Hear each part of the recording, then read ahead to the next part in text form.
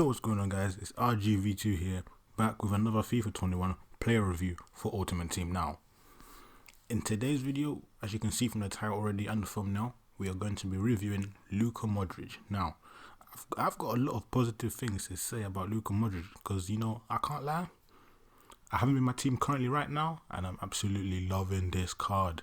Now, Luka Modric has had the big downgrade from FIFA 20. I think he was like 90 rated or something, but this year they made it 87. So when I first saw that 87, I was kind of shocked. I thought, okay, this is not going to be the same Luka Modric who was bossing around in Ultimate Team. But guys, I've actually been surprised. This Luka Modric is absolutely incredible. And the thing is, there's two things about this Luka Modric card that's probably putting people off from buying him. They're probably seeing the 87 rated, and they're seeing the big downgrade and thinking, okay, he's definitely not going to be this good. And they're obviously seeing the price as well. The price this year for Luka Modric right now currently is only 17,000 coins. Well, this doesn't include chemistry styles yet, but 17,000 coins for 87 rated Luka Modric. And last year I think he was around 50 for Luka Modric. 87 rated card only going for 17,000 coins. So those are the two things that are probably putting people off. But guys, I'm going to tell you here in this review, Luka Modric, sick. His card is absolutely sick, man. Don't be deceived, man. I'm telling you, don't be fooled. But anyways, let's get into his stats now. Okay, so we're on this player bio page. Now, as you can see, player work rate, attacking and defensive is high and medium. This is really good if you aim to lose Luka Modric as a box-to-box player, which I would actually suggest as well, because I've been using him in the 4-3-3. I've used him both in a 4-3-3 and a 4-3-1-2 in the central midfield of a three, towards the left side though, and he's been absolutely perfect for me. I can't lie. He's been up and down. His defensive side is actually kind of good, as you can see from his stats. 71 defending, which is actually really good as well. But you're not really going to be focusing on using him for defensive side. When you're using Luka Modric, you're going to want to have, he's going to be the one player who you want to do the attacking, and you're going to want to have another player to do the defending. So Luka Modric is the one you want to use for the attacking. Now, so his attacking work rate is high, which is actually good because he's actually always up the field as well when I'm playing in games. So he's actually always there during attacks, up the field with the attackers, which is actually really good. Preferred foot right. Skill moves is 4-star skills, so that's good. He's actually got good agility. His turning is actually quite good. So doing skills such as stepovers, roulettes, they actually will work with him. So he's actually good to do skills with. I enjoy doing skills with him. I mostly do stepovers with him though, because it feels so swift. It's just so smooth and swift when I'm doing stepovers with him. He's just gliding past players. So I would recommend actually using skills with him. And his weak foot, weak foot is absolutely perfect. He can pass with his left foot. But I'm gonna be honest with you guys. You know how FIFA is. FIFA is just a big lie and scam sometimes. When you try to do a pass and you actually direct it to the player you want it to go to, the ball actually won't go to the bottom to the player you directed it to sometimes. And that's not even down to the player. That's just FIFA being stupid sometimes. So don't be deceived by the 4-star weak foot. I think that every pass he makes with his left foot is gonna go through. Because even passes with his right foot won't even go through anyways. So don't be deceived. Anyways, let's move on to his attribute details now. But first of all, before we actually move on, let's just check out my actual in-game stats with him. So he's played 25 games, 15 goals and 9 assists. That's over 20 goal contributions in 25 games with Luka Modric. This is all in Division Rivals. Division 3 as well, if you're wondering. This is not no Division 10 I'm playing. This is Division 3 I'm playing. I'm a big boy. Division 3. So yeah, I'm telling you guys, I'm bossing it around with Luka Modric. I'm actually enjoying this. He's my star player in my team. He's my favorite player in my team. Luka Modric. He was my favorite player last year, because last year I had him with and I paired him up with Scream Toni Kroos, which I'm yet to get this year and try out. But yeah, man, Luka Modric, yeah. I can't lie, I was put off when I saw his rating and I saw the price. I'm thinking, this is not going to be the same Luka Modric I had last year. But I've been playing with him and he's doing well, man. I can't lie, he was doing well. The thing is, most La Liga midfielders are kind of cheap. You look at Casemiro, 89 rated CDM, and he's only 29k. So the thing is, don't be put off by their prices, guys. I'm telling you, in game, they're actually perfect. Anyways, let's move on to the attribute details. So, his pace is actually really good. Like 73 pace for a midfielder is actually perfect. Now, Footbin would suggest you put a shadow card on him. By the way, let me clarify things. Footbin is just the opinions of other players like me. So I could go on Footbin right now and suggest that you should use a shadow card. It's not certain. If you don't have to use a shadow card, like use the chemistry style. Obviously, Footbin will tell you like what the overall of the player will be when they have certain chemistry styles. But sometimes I believe that you should use the chemistry style that you want to improve the player on. So if you want to improve his passing, then get one that improves his passing. You don't always have to get the one that's recommended by everyone, even though they probably are speaking the truth when they're telling you to get the one that's that has the highest percentage. But I'm just saying, get the one that is going to suit your play and your tactics and how you want to use the player. But anyways, Luka Modric pace. So like I said, his pace is already decent. 73 pace, acceleration is only 76, and sprint speed is 70, which is actually kind of good for Luka Modric, I can't lie. He's 33 years old, and he's playing around in the midfield. Like, I got a shadow on him, so that means his pace is 83 with me, which is actually really good. Because I need him. Because like I said, I need the midfielder who's going to be the fast one, and I need the midfielder who's going to be sitting back just doing all the deep line playmaking. So with Luka Modric being the one who's going to be up and down, I really need him to have the pace, and the pace he has now is good, but on top of it with the shadow, even better. His shooting. Now, Luka Modric, you saw the stats of Luka Modric. He's been banging in goals. He's been banging in goals with me. You saw what his goal record was. He's been banging in goals with me. I can't lie. I'm actually surprised that Luka Modric has been banging in goals. And the thing about Luka Modric is he gets into the right positions in the box as well.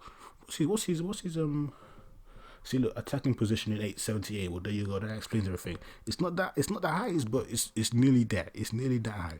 78. No wonder he's been in great positions when I need him. Sometimes he's just been there in the box. I can lay it back to him. Boom, Luka Modric. That's a goal. Finishing is 72, which is good. It's well, not good, but it's decent for a centre mid. I guess it's decent. Like I said, in games anyway, like.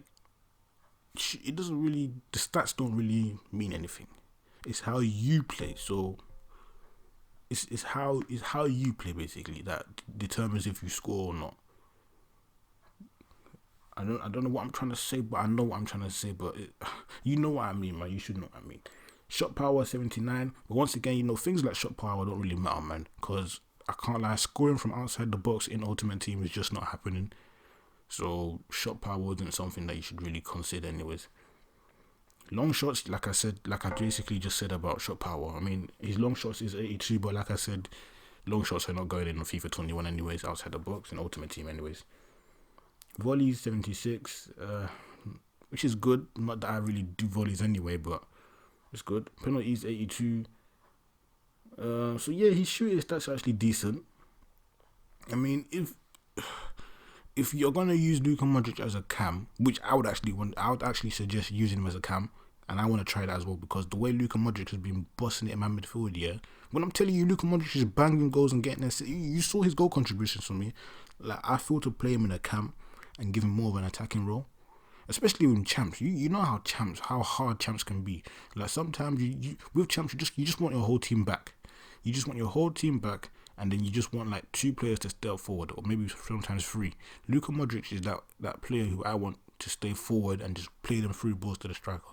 That's why I would actually want to try using him as a cam. And I'll suggest that you guys use him as a cam as well. We'll try to an experiment. But maybe I'll do the experiment and I'll get back to you on how he is.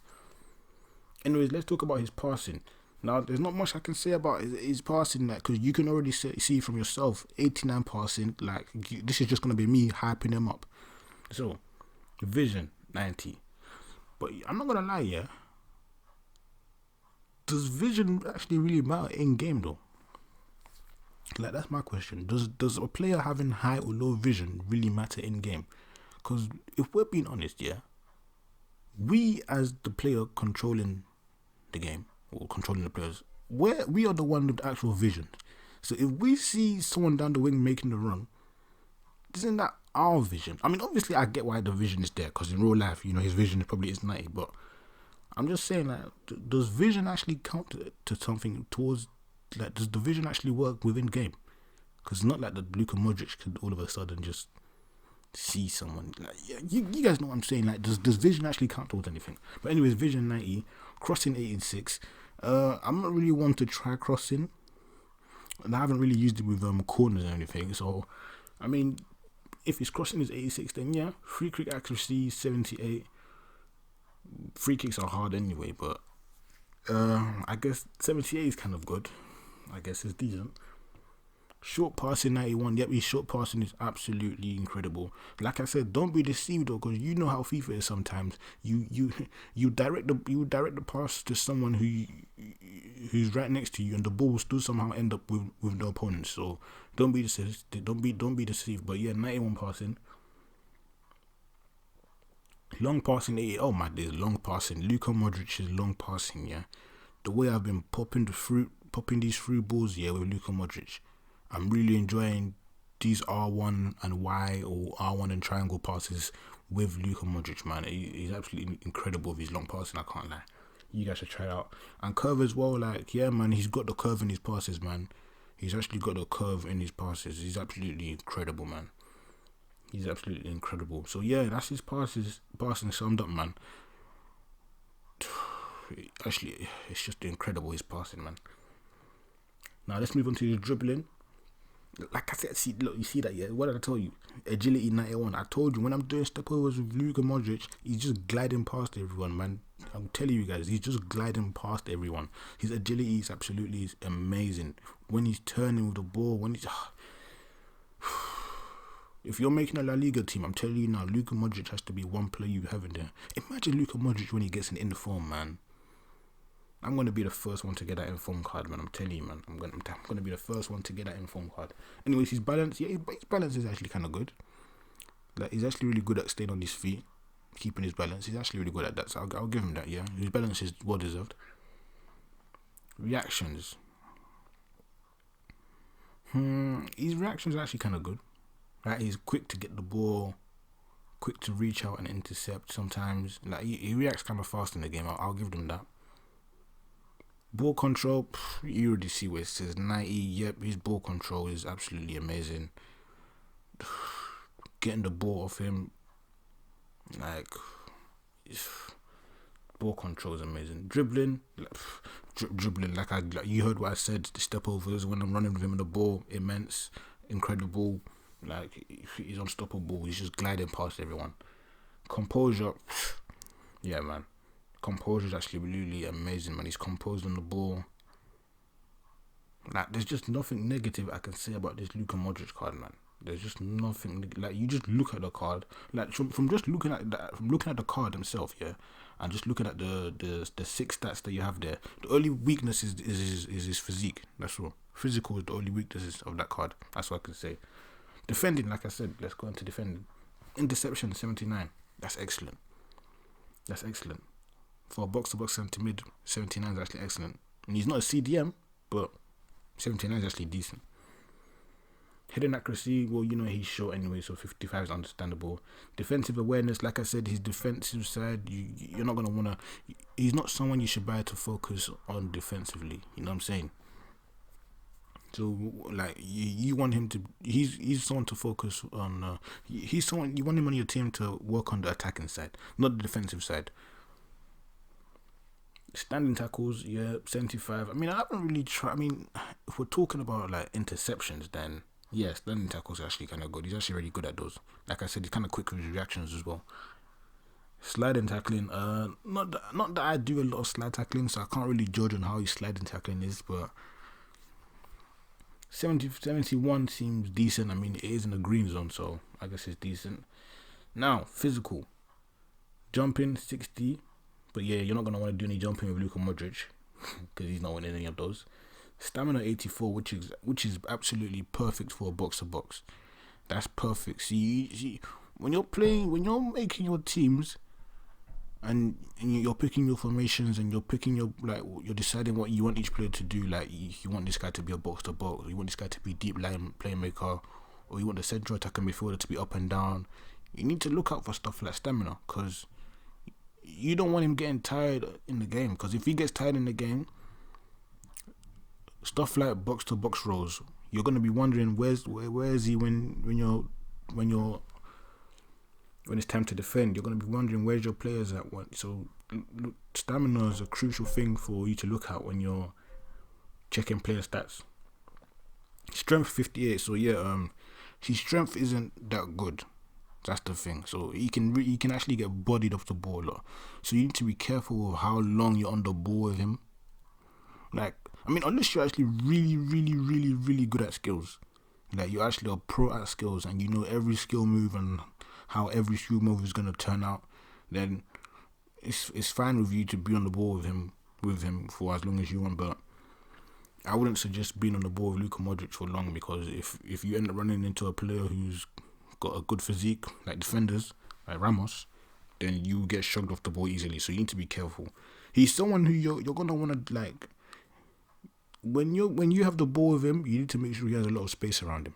Like, I know I said that, like, he glides past players sometimes, but that's because of the skills I use. If you're good with your skills, yeah, he's gonna glide past players. But if you're not good with skills, like, you need to, like, you want him to have the ball when there's a lot of space around him. Do a lot of 1-2s around him, so pass and go, because his strength can be a problem. And aggression, yeah. Once again, aggression, like, is that something that really, like, like, do you really see that in game? Like, is aggression just like when they're tugging players, and is that what aggression is? Because I don't really see that in games or not. Like, aggression is something that can be done by us when we're just holding down circle, or if you're holding down B. That's something that can be done by the players themselves, like the actual players, like me or you. But I don't know if aggression is something you can see in game. Anyways, player traits. So long shot taker, like I said, long shot taking doesn't matter within Ultimate Team, because you are not scoring from outside the box anyway. Like, that's just not happening. Playmaker, I mean, I don't really know what some of these player traits actually do. Like, what does playmaker do? But outside the foot shot as a player trait is one of the worst traits ever, because outside of the foot shot just doesn't even work. Like, they need to make a button for you to use, like, create a button that people can use, or also make a control that people can use to actually manually do outside the foot shots, because there's just times in games when you want the player to use the outside of the boot, but he doesn't, and that can just mess up the shot.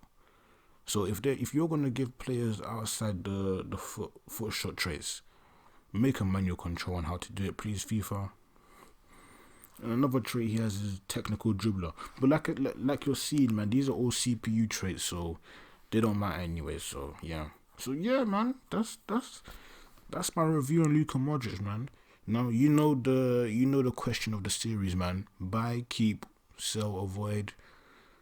You've heard how I've been hyping him up all video, man. You already know what the answer is. It's most definitely buy or keep. I mean, it depends on your money as well. If you have money to go for someone better, not that there really is anyone better you could get if you're making a La Liga team.